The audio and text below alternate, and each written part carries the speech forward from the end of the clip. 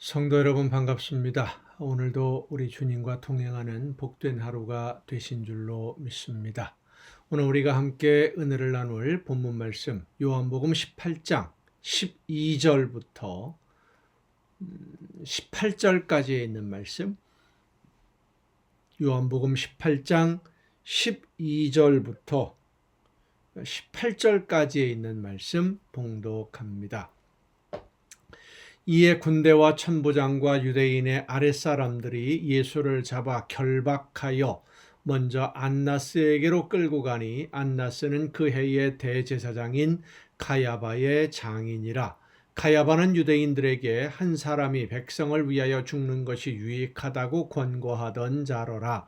시몬 베드로와 또 다른 제자 한 사람이 예수를 따르니 이 제자는 대제사장과 아는 사람이라. 예수와 함께 대제사장의 집들에 들어가고 베드로는 문 밖에 서 있는지라. 대제사장을 아는 그 다른 제자가 나가서 문지키는 여자에게 말하여 베드로를 데리고 들어오니 문지키는 여종이 베드로에게 말하되 너도 이 사람의 제자 중 하나가 아니냐 하니 그가 말하되 나는 아니라 하고 그때가 추운 고로 종과 아랫사람들이 불을 피우고 서서 쬐니 베드로도 함께 서서 쬐더라. 아멘. 얼떨결이라고 하는 말이 있습니다. 사전을 보면 여러 가지가 붐비고 복잡하거나 바빠서 정신이 얼떨떨한 그런 판세, 그런 일이 벌어지는 그런 현장, 이것을 얼떨결이라고 하는데 베드로는 얼떨결에 예수님을 모른다라고 부인하고 말았습니다. 그토록 굳게 다짐을 했었는데 말이죠. 베드로가 예수님이 잡힐 때 따라간 것은 아주 큰 결심을 하고 대제사장들에게 잡혀가는 예수님을 따라서 대제사장이 예수님을 신문하는 장소까지 간 것입니다. 예수님의 제자인 베드로가 죄인으로 잡혀서 결박당하고 끌려가는 예수님을 따라간다는 것 자체가 사실 위험한 일이었죠. 더욱이 베드로는 예수님이 잡히는 현장에서 칼을 들고 대항을 하다가 대제사장의 종들 중 한 사람의 귀를 자르기까지 한 요주의 위험 인물입니다. 그래서 베드로가 대제사장에게 신문을 받는 자리에 예수님이 신문을 받고 있는 그 자리에 찾아간 것은 정말 대단한 용기를 낸 것이라고 할 수 있습니다. 베드로는 예수님에게 대답했듯이 죽더라도 예수님과 함께 하겠다라고 하는 결연한 의지가 있었기 때문에 어쩌면 죽음을 각오하고 잡혀가는 예수님을 따라갔다고 볼 수 있습니다. 죄인을 잡아가는 사람들이 평안하게 모시고 갈 리가 없지요. 오늘 본문에도 보면 잡아 결박하여 라고 하는 것은 포승줄로 묶었다라는 얘기입니다. 사람을 묶어서 끌고 가면 평안하게 끌고 갔겠습니까? 막대하는 것이지요. 그렇게 끌려가는 예수님을 바라보며 따라가는 베드로의 마음은 어땠을까요?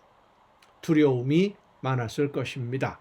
그러나 한편으로는 죽은 사람도 살리신 예수님이신데 무기력하게 당하고 있지만은 않을 것이다 라고 하는 한 가닥 희망도 가졌을 듯 싶습니다.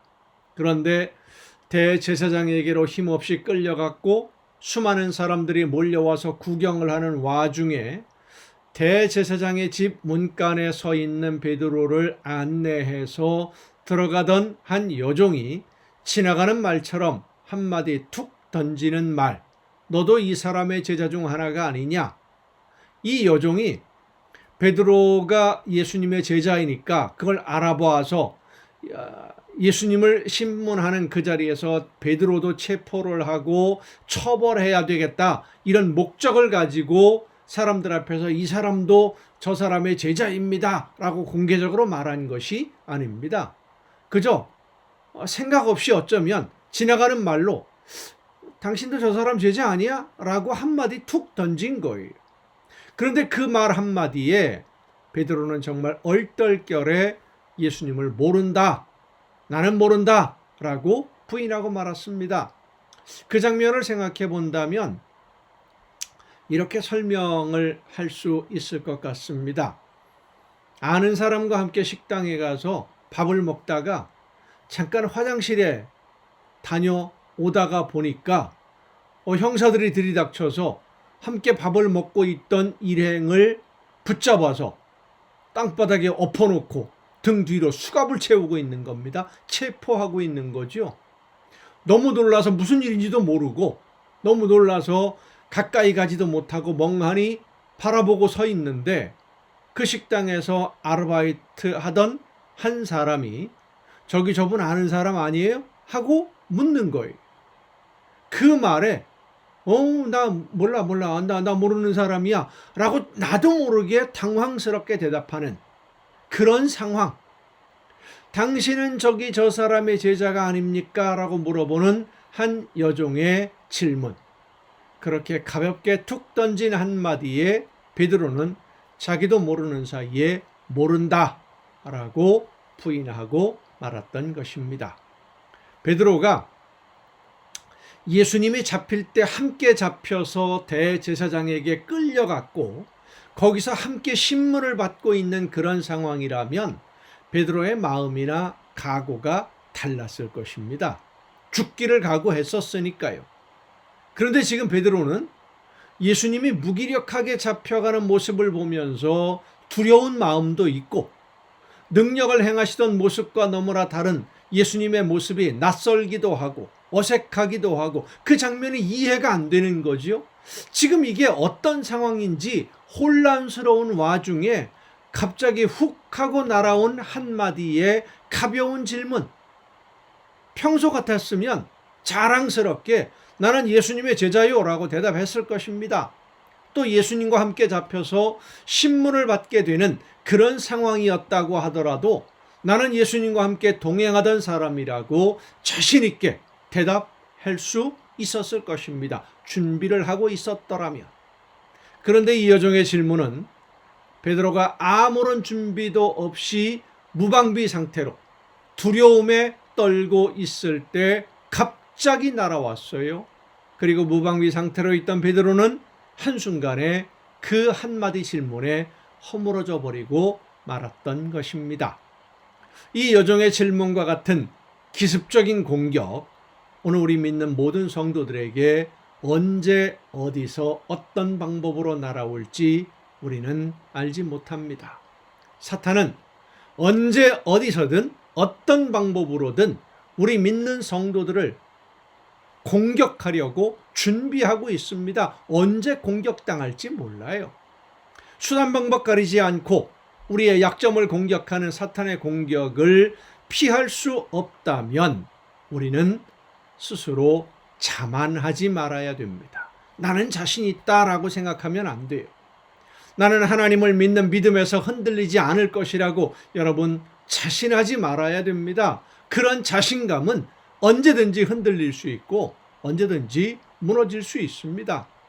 우리가 아무리 내가 굳게 결심하고 또 결심한다고 하더라도 우리의 약점과 약함을 잘 아는 사탄은 교묘한 방법으로 우리를 흔들고 스스로 무너지게 만들고 자괴감에 빠져서 내가 하나님의 사랑을 받는 자녀라는 사실을 잊어버리게 만듭니다. 그리고 스스로 파멸의 길을 선택할 수밖에 없도록 우리를 유혹하기도 하고 흔들기도 하고 공격하기도 하고 무너지게 만드는 그런 사탄이 언제든 우리를 노리고 있다는 사실을 잊지 말아야 됩니다.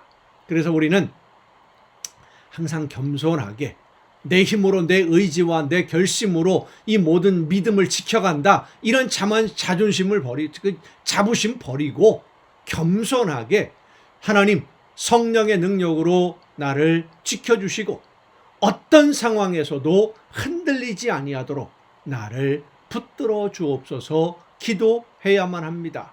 내 힘으로 되는 것이 아니기 때문입니다. 하나님의 도우심이 없이는 우리는 언제든 무너질 수밖에 없는 연약한 죄인들이라는 사실을 늘 잊지 마시고 성령의 능력으로 항상 지켜주시고 붙들어 주시기를 간구하는 여러분 모두가 될 수 있기를 간절히 바랍니다. 기도하시겠습니다. 은혜와 사랑으로 오늘도 저희들의 마음과 뜻과 생각을 지켜주시는 아버지 하나님, 하나님의 귀하신 은혜와 성령의 놀라우신 능력으로 오늘도 저희들을 붙들어 주시고 지켜주심을 감사드립니다. 언제나 겸손하게 성령의 능력을 힘입어 하나님의 나라를 바라보며 걸어갈 수 있도록 믿음이 흔들리지 아니하도록 부족하고 연약한 저희들을 붙드시고 지켜 주시옵소서. 하나님 앞에서는 그 시간까지 흔들림 없이 하나님의 나라만 바라보며 예수님만 바라보며 끝까지 걷는 우리 모두가 되게 하여 주시옵소서. 이 모든 말씀을 예수님의 이름으로 기도하옵나이다. 아멘. 여러분 오늘도 수고 많으셨습니다. 내일 또 정한 이 시간 이 가정 예배를 통해서 여러분 모두 함께 다 같이 만날 수 있기를 바랍니다. 내일 뵙겠습니다.